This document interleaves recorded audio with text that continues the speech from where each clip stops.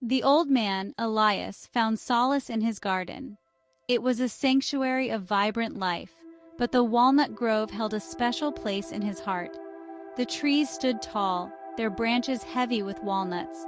Elias took great pride in his walnuts.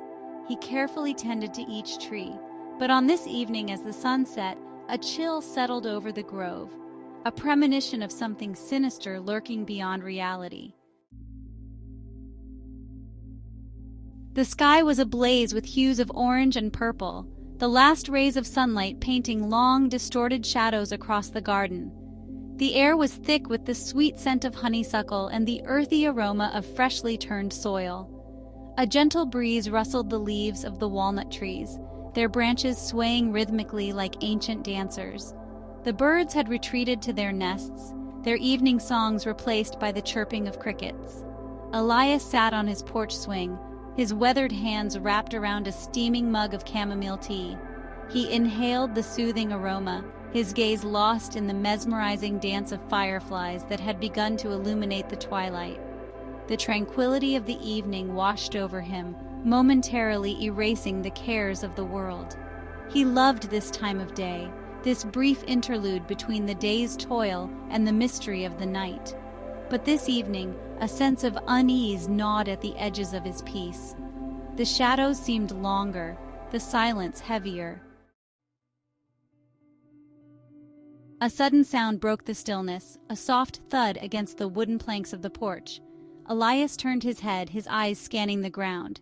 There, at the edge of the porch, lay a small pebble. It was an ordinary stone, smooth and gray, but its presence there was unsettling. Elias had been alone in the garden, and no one, not even the neighbor's mischievous children, dared to venture into his domain without permission. He dismissed it as a trick of the wind, a figment of his imagination perhaps. He picked up the pebble, tossing it into the flower bed, and returned to his tea.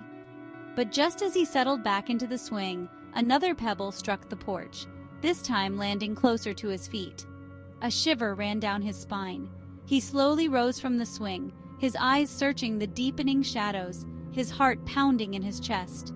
He called out, his voice raspy with age and apprehension, "Who's there? Show yourself!" Only silence answered him. The hair on the back of Elias's neck stood on end.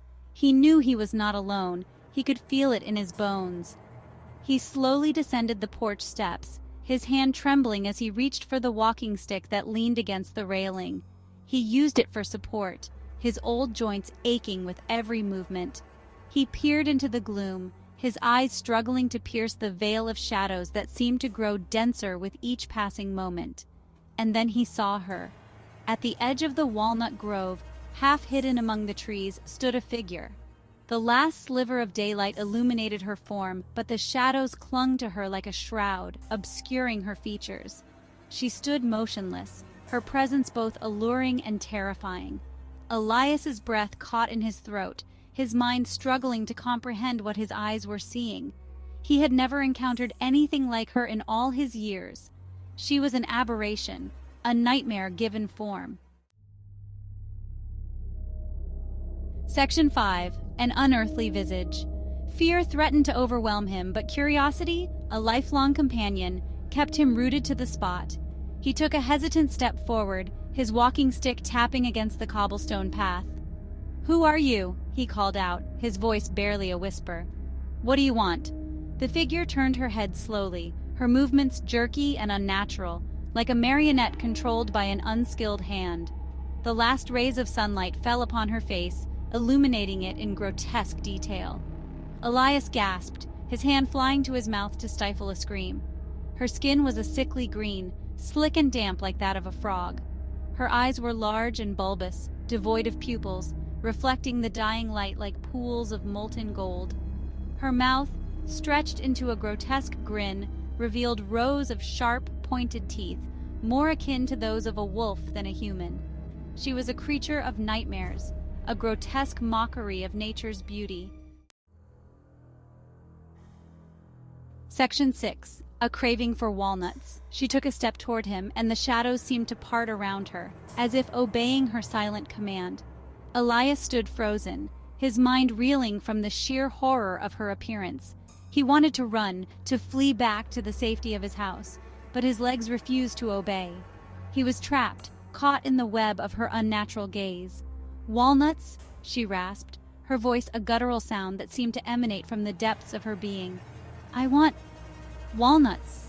She pointed a long, crooked finger, its tip ending in a sharp black claw, towards the walnut grove. "Bring me walnuts." Her words were both a request and a demand, her tone laced with an unspoken threat that sent chills down Elias's spine. He had spent his life cultivating his garden, nurturing his walnut trees with care. The thought of this creature, this abomination, demanding his precious walnuts filled him with a rage that momentarily eclipsed his fear. Section 7. A Glimmer of Defiance. "No," Elias found himself saying, his voice surprisingly firm despite the tremor that ran through his body. He gripped his walking stick tighter, his knuckles turning white. "These are my walnuts. You have no right to them."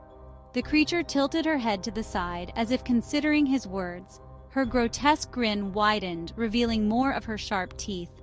A low growl rumbled in her chest, sending a tremor through the air. "You dare defy me, old man?" she hissed, her voice dripping with venom. "You will regret your insolence." Elias stood his ground, his fear momentarily forgotten in the face of her threat. He had faced many challenges in his long life: wars, famine, the loss of loved ones. He would not be cowed by this creature, no matter how terrifying her appearance. A strange sense of defiance, of righteous anger coursed through him. The creature took another step closer, her movements becoming more fluid, more predatory. The shadows seemed to writhe around her like serpents eager to strike. Elias could smell her now, a fetid, sickly sweet odor that turned his stomach. He knew he had to escape, that this encounter could only end badly. "Leave this place," he commanded, his voice trembling but resolute. "Leave now, or you will face the consequences." The creature laughed, a chilling sound that echoed through the twilight, sending flocks of birds erupting from the nearby trees. "Foolish old man," she sneered, "you have no power over me. I am the night, the shadows, the fear that lurks in your heart. You will bring me what I desire, or you will suffer the consequences." She took another step closer, her shadow falling over him like a shroud. Elias knew he had pushed his luck far enough. He turned and ran, his old legs surprisingly spry, adrenaline lending him a burst of speed he hadn't felt in decades. He could hear the creature's enraged shriek behind him, the sound of her clawed feet pounding the ground as she gave chase.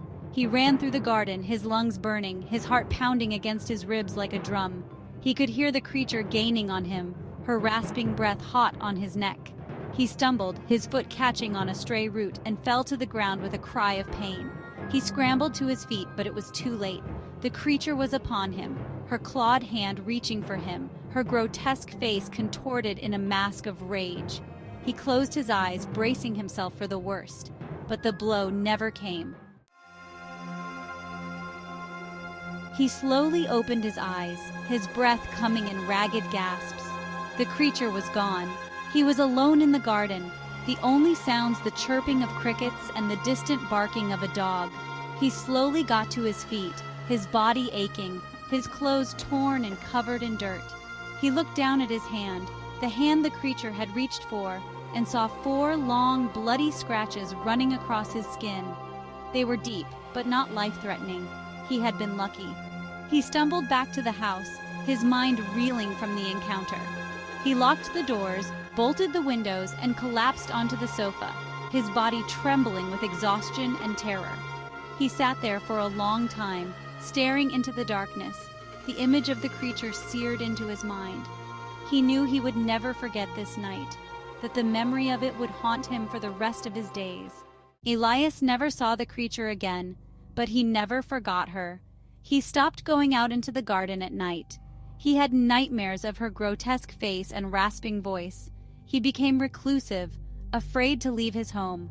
But Elias knew what he had seen. He knew she was still out there, lurking in the shadows. Every noise in the night made him feel watched. The walnut grove, once his sanctuary, was now a place